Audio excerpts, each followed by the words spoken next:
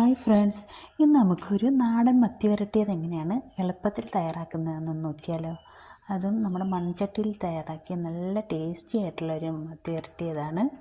ഇങ്ങനെ ട്രൈ ചെയ്തിട്ടില്ലാത്തവരെല്ലാവരും ഒന്ന് ട്രൈ ചെയ്ത് നോക്കണേ. അപ്പോൾ നമുക്ക് നോക്കാം ഇതെങ്ങനെയാണ് തയ്യാറാക്കിയെടുക്കുന്നതെന്ന്. നമുക്ക് ക്ലീൻ ചെയ്തെടുത്ത മത്തി ആവശ്യമാണ്. അത് ഞാനിവിടെ വരഞ്ഞെടുത്ത് വെച്ചിട്ടുണ്ട്. പിന്നെ നമുക്ക് ഇഞ്ചി, വെളുത്തുള്ളി, പച്ചമുളക്, ചെറിയ ഉള്ളി, കുറച്ച് കറിവേപ്പില, പിന്നെ നമുക്ക് കുറച്ച് പൊടികൾ ആവശ്യമാണ്. മുളക് പൊടി, കുരുമുളക് പൊടി, മഞ്ഞൾപ്പൊടി, പിന്നെ കുറച്ച് പുളിയും കൂടെ ആവശ്യമുണ്ട്. നമുക്ക് ഏത് പുളി വേണമെങ്കിലും എടുക്കാം. ഒന്നിൽ കുടംപുളി അല്ലെങ്കിൽ പിഴുപുളിയാണെങ്കിലും മതി. ഞാനിവിടെ കുടംപുളിയാണ് എടുത്തിരിക്കുന്നത്. അത് നിങ്ങളുടെ ഇഷ്ടം അനുസരിച്ച് എടുത്താൽ മതി. ഇനി നമുക്കൊരു ചട്ടി ചൂടാക്കാൻ വെക്കാം. അതിലേക്ക് നമുക്ക് ആവശ്യത്തിന് വെളിച്ചെണ്ണ, ഞാനിവിടെ ഒരു 2.5 ടേബിൾ സ്പൂണോളം വെളിച്ചെണ്ണ ഞാനിവിടെ ഒഴിച്ച് കൊടുത്തിട്ടുണ്ട്.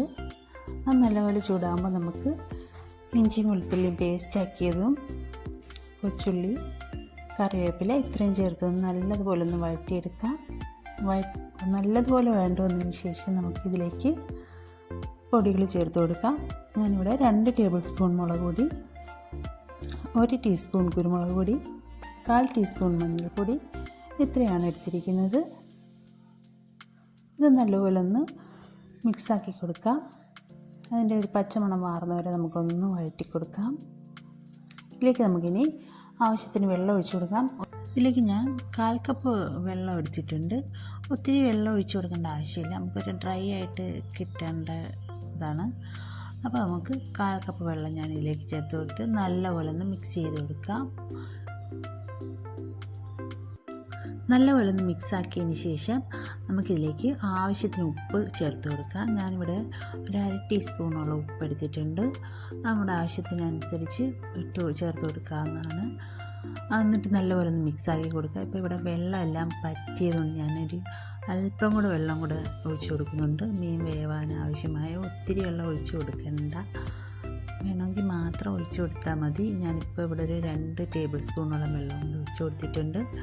ഇനി നമുക്കിതിലേക്ക് മീൻ ഇട്ട് കൊടുക്കാവുന്നതാണ്. ക്ലീൻ ചെയ്ത് വെച്ചിരിക്കുന്ന മീൻ ഞാനിതിലേക്ക് ഇട്ട് കൊടുക്കുന്നുണ്ട്. വരഞ്ഞ് കൊടുത്തിരിക്കുന്നതുകൊണ്ട് നമുക്ക് മസാലയൊക്കെ പെട്ടെന്ന് മീനിലേക്ക് പിടിച്ചോളും. മീനെല്ലാം നമുക്ക് ഇതിലേക്ക് ഇട്ട് കൊടുക്കാം. അതിനുശേഷം നമുക്കൊരു സ്പൂൺ എടുത്തിട്ട് ഈ മസാലയൊക്കെ ഒന്ന് മുകളിലോട്ടും കൂടെ മീനിൻ്റെ മുകളിലോട്ടും കൂടെ ഒന്ന് ആക്കി കൊടുക്കുക. ഒന്ന് പൊതിഞ്ഞ് വെക്കുന്ന പോലെ ഒന്ന് വെച്ച് കൊടുക്കുക. ഞാനിപ്പോൾ ഒരു സ്പൂൺ എടുത്തിട്ട് അതൊക്കെ ഒന്ന് മുകളിലോട്ടും കൂടെ ഒന്ന് ആക്കി കൊടുക്കുന്നുണ്ട്.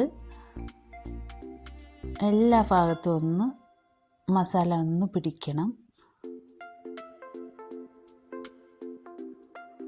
അത് നമുക്ക് ഇതിലേക്ക് ആവശ്യത്തിന് കറിവേപ്പില കുറച്ചുകൂടി ചേർത്ത് കൊടുക്കാം. ആദ്യം കുറച്ച് ചേർത്തായിരുന്നു, ഇനിയും കുറച്ചും കൂടെ ഒന്ന് ചേർത്ത് കൊടുക്കുന്നുണ്ട്. അതിൻ്റെ മുകളിലേക്കൊന്ന് ചേർത്ത് കൊടുക്കാം. അതിനുശേഷം നമുക്കിതൊന്ന് അടച്ച് വെച്ചൊന്ന് വേവിച്ചെടുക്കാം.